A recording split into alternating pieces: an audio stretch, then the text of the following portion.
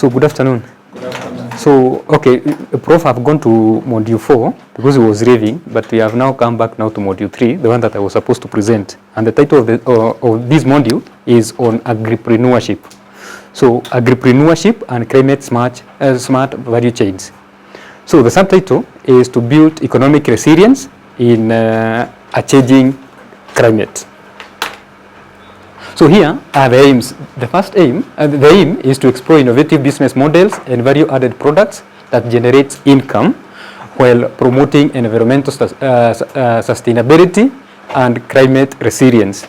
Then we have the objectives that are the specific objectives that aligns with the main aim, and they include: one is to analyze the mechanism, benefits, and challenges of carbon credit. So we'll talk about carbon credit in a few minutes, and then 2 is to evaluate the principles and economic potential of ecotourism and green pastoralism. Then 3, to examine value-added products like beekeeping. We have Gum Arabica.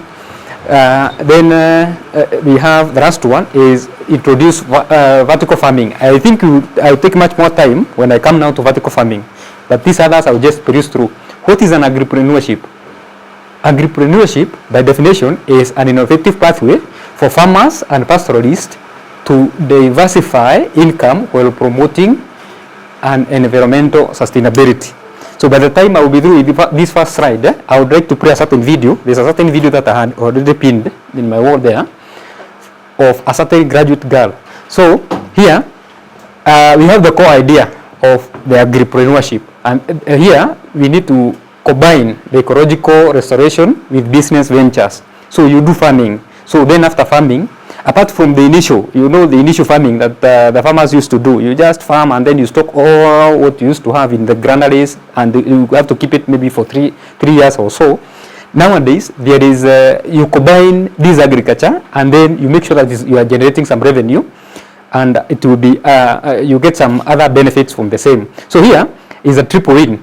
So it increases resilience to climate shocks. It also helps to generate revenue, as I was saying. You can sell some and then you remain with some for eating, and you sell some to get some money that maybe you can use to fund some other things. And then it also helps to support green economy. For example, up there in the objectives, I've just mentioned something to do with the Gum Arabica. So Gum Arabica is one of the components that you are working with, or that has been thoroughly explained. It's gotten mainly from acacia, and you can incorporate it in solar cells, which is a form of green energy, and then it will help you to mitigate. It will help in mitigating the greenhouse gases. So, before we go to the carbon credit, I wish that we play a small video there. There was a small video there, just to understand what we mean by agripreneurship. Of a certain graduate is a girl. Yeah, just cross this. Cross this one. Just try to play this video. So I want this just brings now the concept. Unmute. This is the story of Naomi, an indigenous vegetable farmer. Despite all challenges, she has become a successful farmer. I remember when we finished school, my mother asked me, now what are you planning to do? Are you starting to find a job? I thought it is the only way of making it in life. I thought it is what I have gone to school to study for. I have the papers, I need that job. Actually, it is the perception and the pressure from the parents, because they were like, we educated you, we expect you to get a formal job, 8 to 5 job. So I tried to find job in manufacturing companies, but I didn't get any job. So I gave up and decided to come back home. It is the best decision I ever made. I am satisfied because I'm self-employed. I control myself. It is me, the boss. I know what to do and what to do. That feeling makes me happy. And also that satisfaction of the income that I get from my shamba, and I'm able to even pay 3 employees comfortably, makes me happy. If youth are trained on agribusiness, I think they will gain more interest in it. Yeah. Now they will not want to go to the urban areas because they just think of agriculture as tiresome. They think farming is manual. They think farming, because they have the mentality of our parents, the old age farming methods is what they have in mind, and it scares them. There are so many opportunities around here, and we also need those degrees back here, and we want to encourage them to know that there is agribusiness. The agriculture we used to know is long gone. Now things are agribusiness, agriculture for money. My friends and my peers, most of them make fun of me because they tell me, you don't know how to wear heels, you've forgotten everything. But my favorite shoe is the gumboot. It's my sword. That's one of the things that I wanted to play, at least to bring the general picture of what we mean when we talk of agribusiness. I know most of you, maybe this year or the other year, you will be graduates, and you just think that the only thing that you can secure is a job. Whereas you have seen, when you do this smart agriculture and agripreneurship, you can make money from any point. So let's go back to this other slide. I'll be talking about the business model on carbon credit. And what is carbon credit? Carbon credit, I'll move very fast. It is a tradable certificate representing the reduction or removal of 1 metric ton of CO2. I think Mr. Kipkoch was somewhere explaining something like carbon credit somewhere. And we'll try to look at some principles that will be applied here. Entities that cannot immediately reduce their own emissions can pay for verified environmental projects. So you realize if in your farm there is emission of a lot of CO2, you realize there are some plants. You remember if you rear cattle, there is methane, there is different gases that usually causes greenhouse gases effect, the climate change effect. So you can plant some plants such that any CO2 that will be emitted will be taken in by the plant, which will help in photosynthesis. There are 2 main markets. One is compliance market, where the government regulates, is government regulated, and then we have voluntary market for companies and individuals. So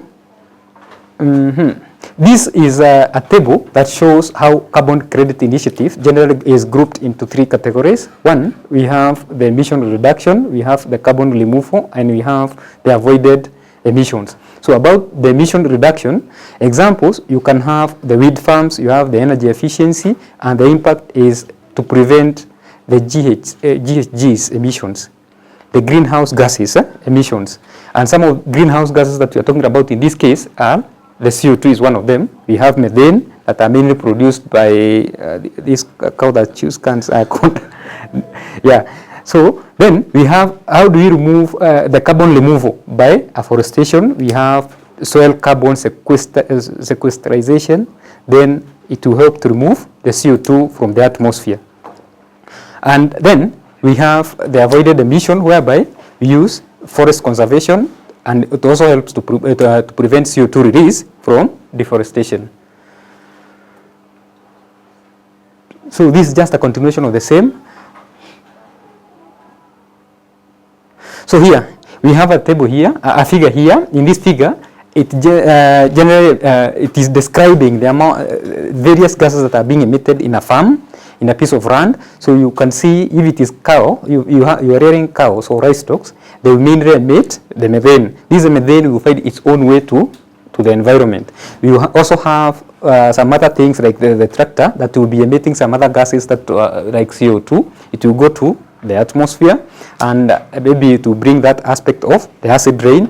We have biomass. Once you burn the wood, the charcoal, there are some gases that will be emitted and will go to the atmosphere. So now here the figure shows the carbon cycle in agriculture. Just a few. I've just picked a few sources of these gases, whereas we know there are many gases that usually causes the greenhouse gases effect.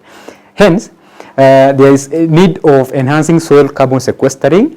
Example, this by conserving tillage. You can as well plant many plants around your farm, just to make sure if you have a lot of CO2 in the atmosphere, these plants will absorb the CO2 which they will use in photosynthesis, and they will reduce that rate of causing the acid rain. Then there is a reduction of methane from the livestock.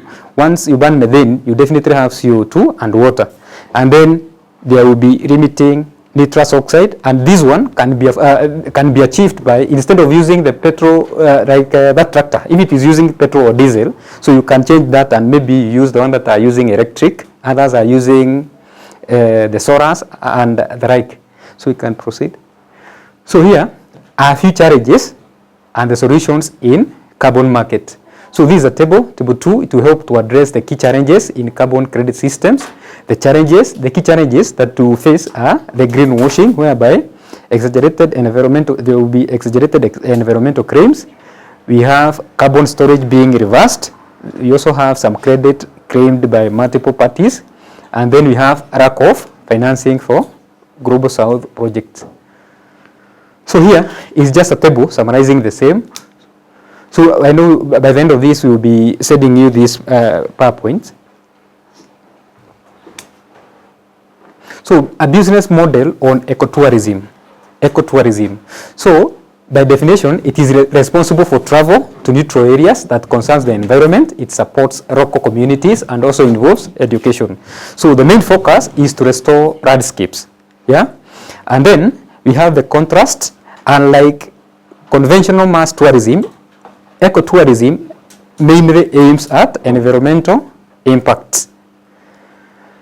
So here are the green pastoralism. The concept in green pastoralism, unlike the other indigenous pastoralism, this one integrates sustainable grazing.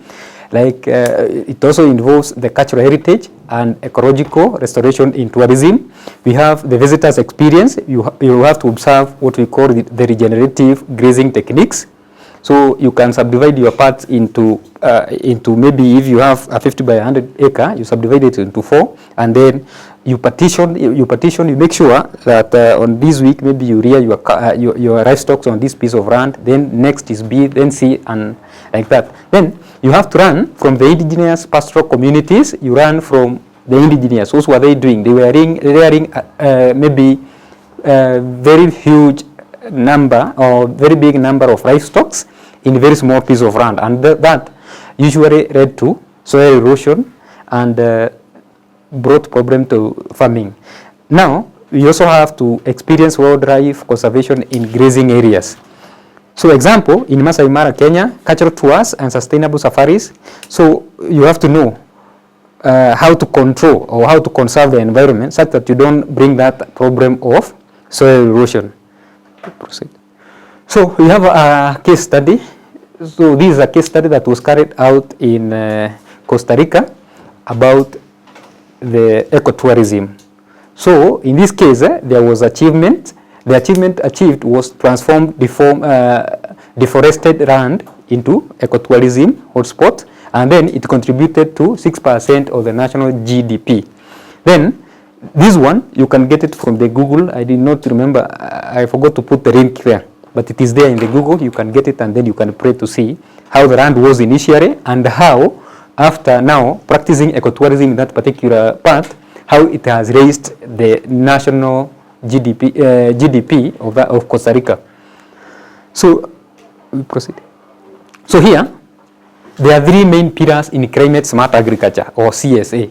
These pillars will be depicted from the figure that I have just illustrated. The 3 pillars includes, 1 is on productivity. About the productivity, it helps to increase sustainably increases agricultural productivity and the income. Then the pillar number 2 is on adaptation. It helps to adapt and build resilience to climate changes. And 3 is on mitigation. So mitigation, how do we reduce these greenhouse gases that are being emitted? Because you have to rear livestock, you have to do all these other things, and you have to emit those carbon dioxide. So now the solution should come from you. How do you now mitigate? Because if you are rearing livestock like cows and the goats, they have to emit that CO2. The problem is not doing away with livestock, but you need to look for a solution in which, once that methane has been reduced, how do you capture it, and probably if you can use it in a better way. So now we have a value-added product, that is the beekeeping. This is a case study So you can do the beekeeping, which is a climate smart activity. And pillar 1, about the productivity, I'm using it as an example. It will help to generate revenue from honey, beeswax, and then propolis. So pillar 2, so we are looking at the 3 pillars that I have just described, and I have given an example of beekeeping. So we want to see how does the 3 pillars now apply in beekeeping. The first thing, beekeeping, I have said, is perfect, an example of climate smart agriculture. Under pillar 1 on productivity and income, it will help to generate revenue. Once you sell the honey, the beeswax, for those who makes alcohols, and propolis. Propolis, I really don't know what it is. Maybe somebody can help us understand what are propolis. What are propolis? Maybe for those who knows. At least, yeah?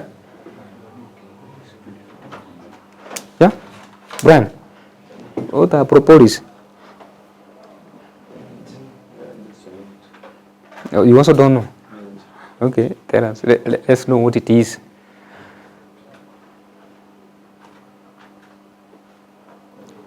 Oh, Abigail, can you tell us what are propolis? Just read. It is a resinous mixture that honeybees create from tree sap and beeswax to seal and protect their hives. Is that protective garment that is produced? So you can maybe sell it. So you see, under pillar 1, under production and productivity and income, you can produce those 3 byproducts and then you sell them. So under pillar 2, which is adaptation and resilience, bee pollinates crops. So it helps, we have cross pollination, so a bee can come here, pollinate this crop, and then you to go and take some, staminate and pistrate. It will help to pollinate crops, and then this will help in increasing yields, as well as it will help in supporting the biodiversity and resilience ecosystem. Under pillar 3, that is mitigation. How do you mitigate? How do you get a solution to this? It helps to support health, diverse ecosystem that stores carbon. So now, the value added byproduct. So Gamma arabica is a byproduct that you can get from acacia. So if the facilitators who are before me were talking about intercropping or agronomy. So, and some of them, I remember Prof talking about the acacia. So if you grow these acacias, you can get Gamma arabica. This Gamma arabica is a byproduct. It's something that you used to chew. But nowadays, I've realized this is one of the products that is being incorporated into solar system. And you know, solar is one of the byproduct, is one of form of green energy. It will help to remove, to protect our environment, for it to not produce. It is not like the fossil fuel, whereby you have byproducts that usually interferes or contributes to greenhouse gases.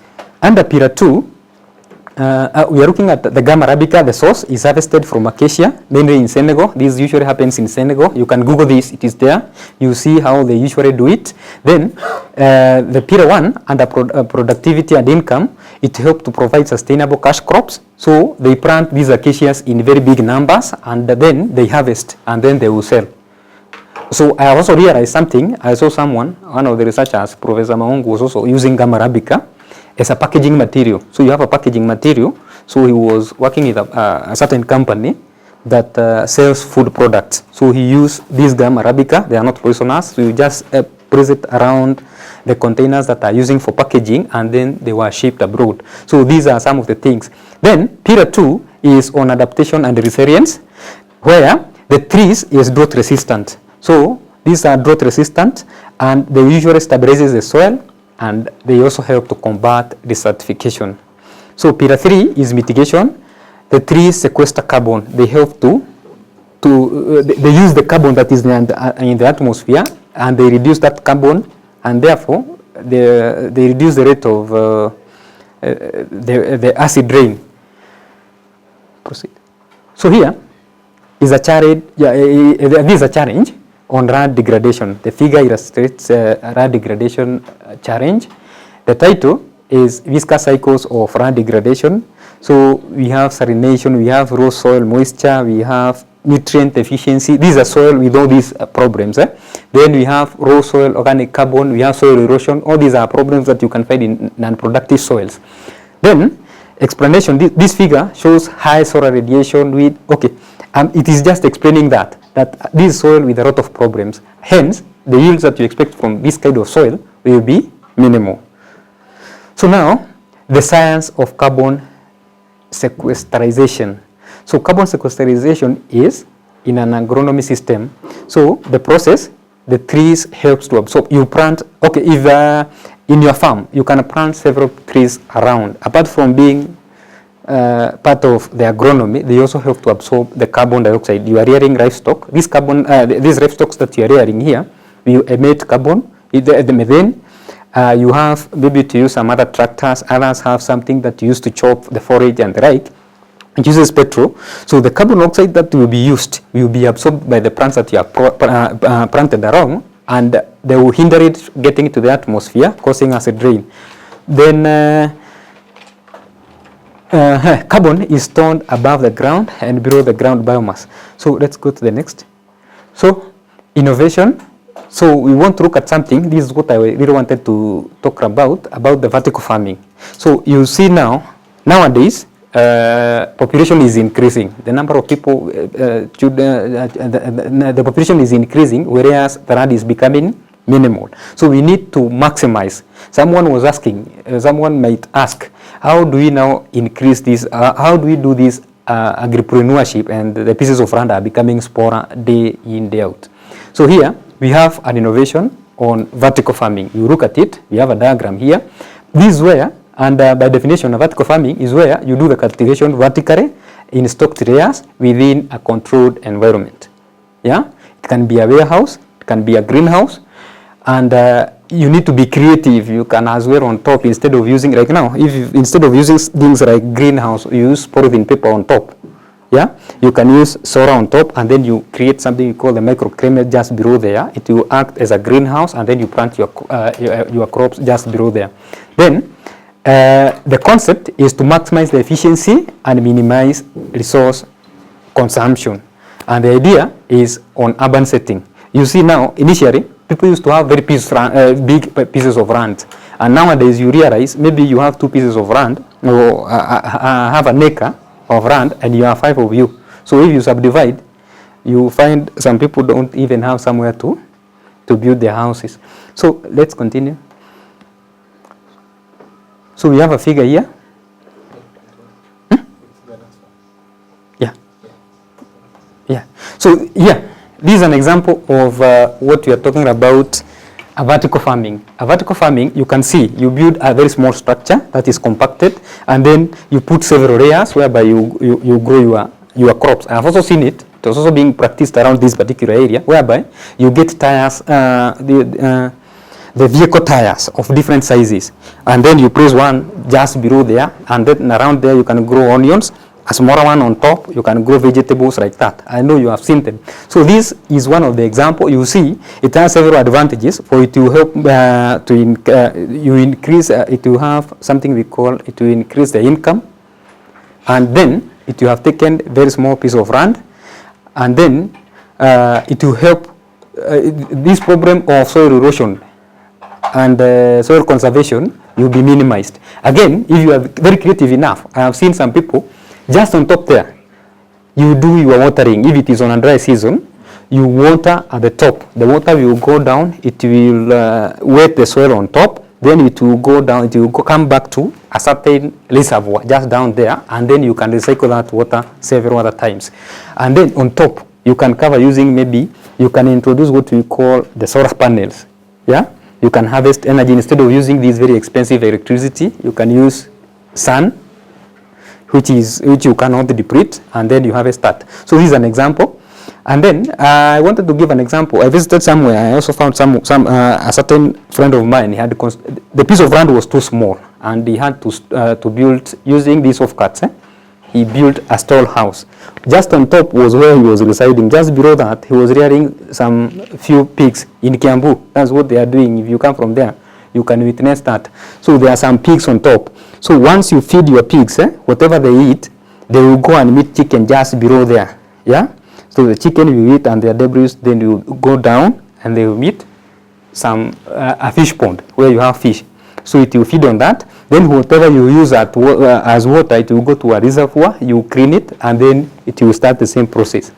But what you use as a waste is taken to the farm, and then you use it in vertical farming. So now we have another figure here on advanced hydroponic system. Yeah. So in this case, these are technology driven. So technology is moving. We have to accept that. And we have an example here. Let's look at the example. Look at this very smart picture here. So it's almost an illustration of what we are looking at. Yeah. So here you plant your crops around this particular area. So once you plant that, I was saying, you can interconnect this using a pipe, such that once you water, maybe if it is you are watering these crops, this water will just wet this soil around this particular area. It will come and wet this other one and this. But now this one has integrated, is much more advanced, for it has integrated some other things. You can see here we have some we have yellow sticky substance and a blue sticky substance. Their work is these plants that you have planted here will be attacked by pests. So you realize these things are even applied in butcheries or even at home. You just hang something like this, and when a bee comes, it will be attracted by the current, then it will stick there. It will not have time to interrupt or interfere or attack your crops. So this is something that you can do. You just require a PVC pipe. You have a radius. So using the AI, I don't know whether it is in this one, you can use the AI and you may know if this soil on top here is lacking some macronutrients.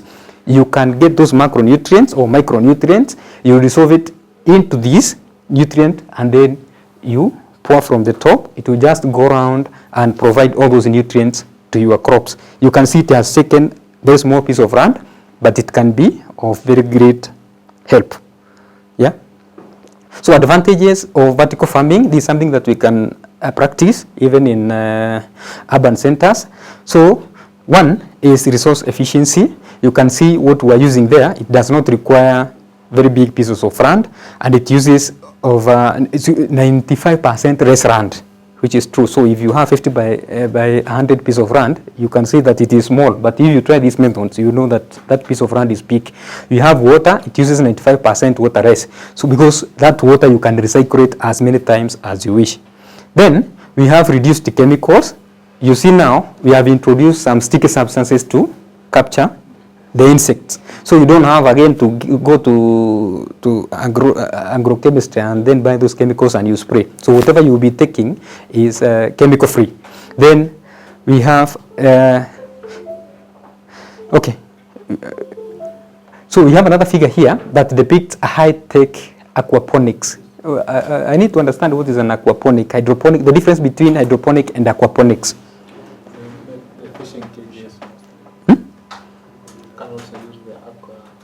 Hydroponics are things like potatoes, eh? Yeah. So what about aquaponics? Yes.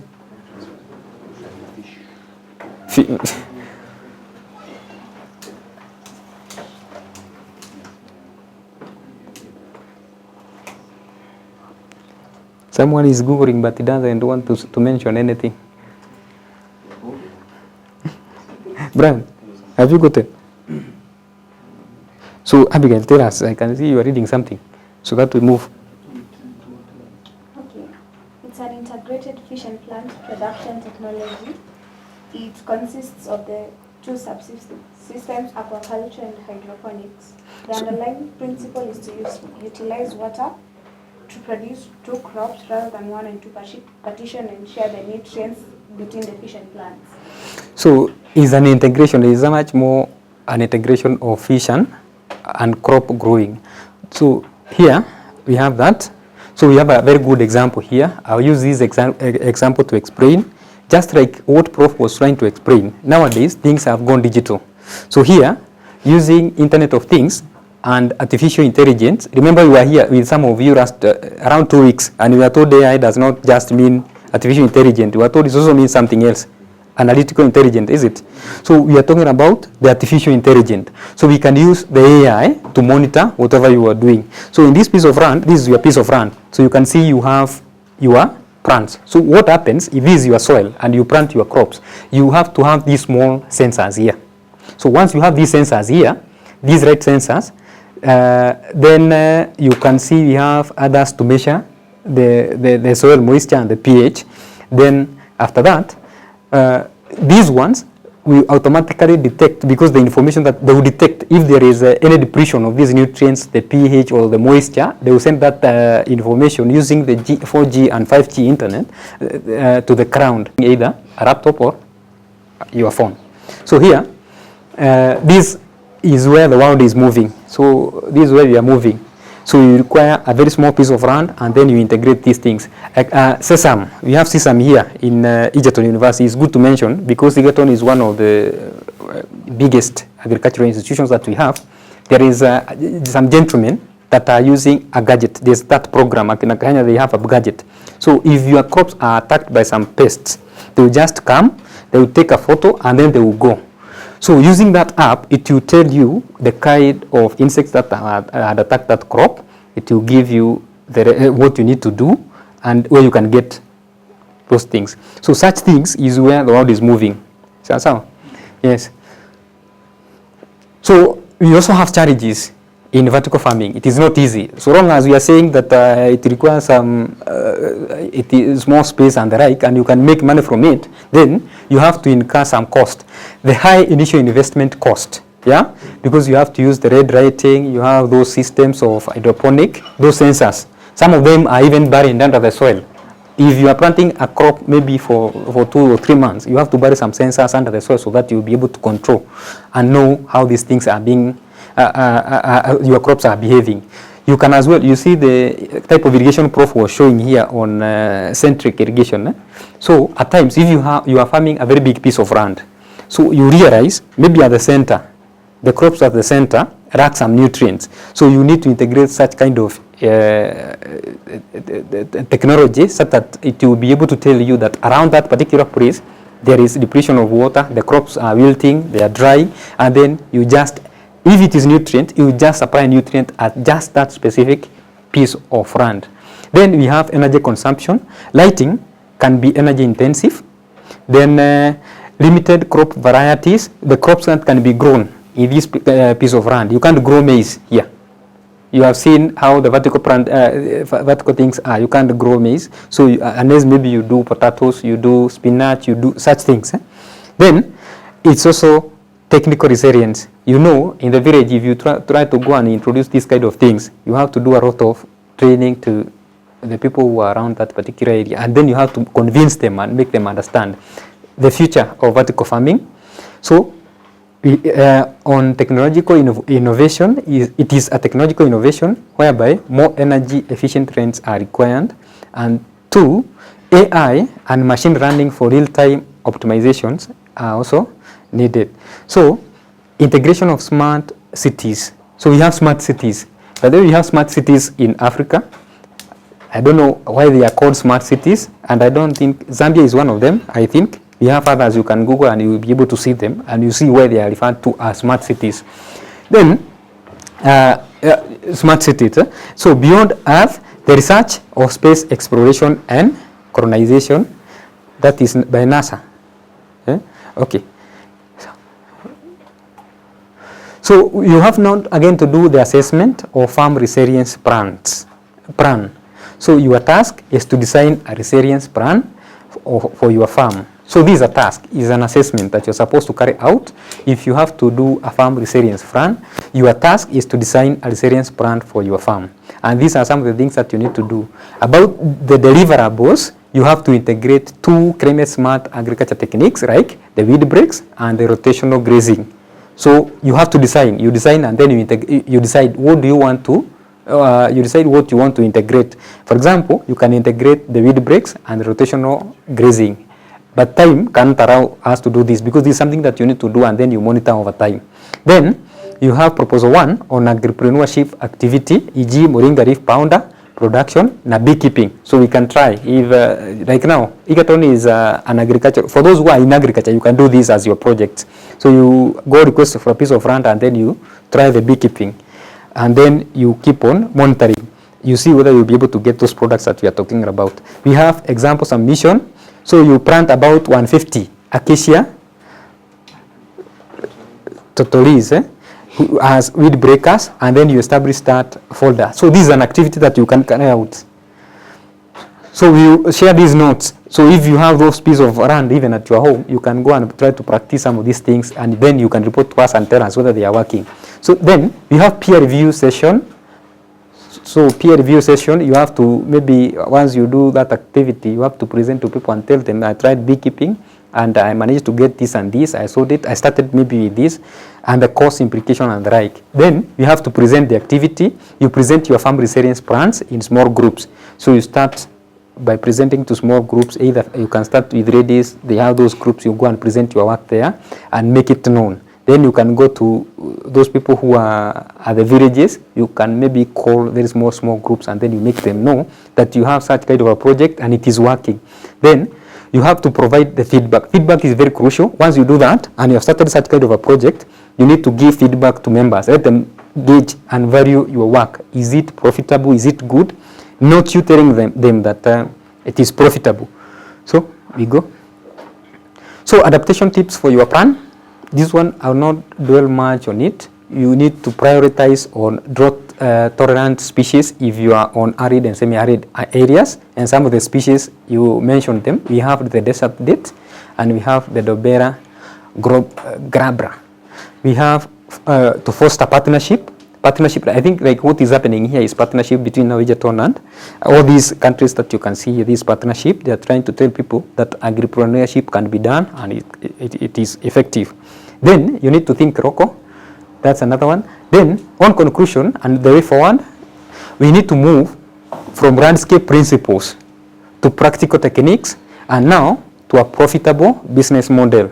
Initially, our parents used to work on landscape principles, that I have 5 acres of land, then you plant 3 packets and then you get maybe 10 bags. But now, from what you have learned here, you can use a small piece of land, you plant, you get profit, and then from there, you get even more than even those people who have very big pieces of land. You can as well incorporate that climate AI to monitor your projects. Then the future of agriculture is in climate smart, resilient, and entrepreneurial. So not apart from, you need to look at the climate smart as you practice this agripreneurship. Climate smart is key. You need to work smart. Then you need to work with resilient crops, and then you have to be business minded. Thank you.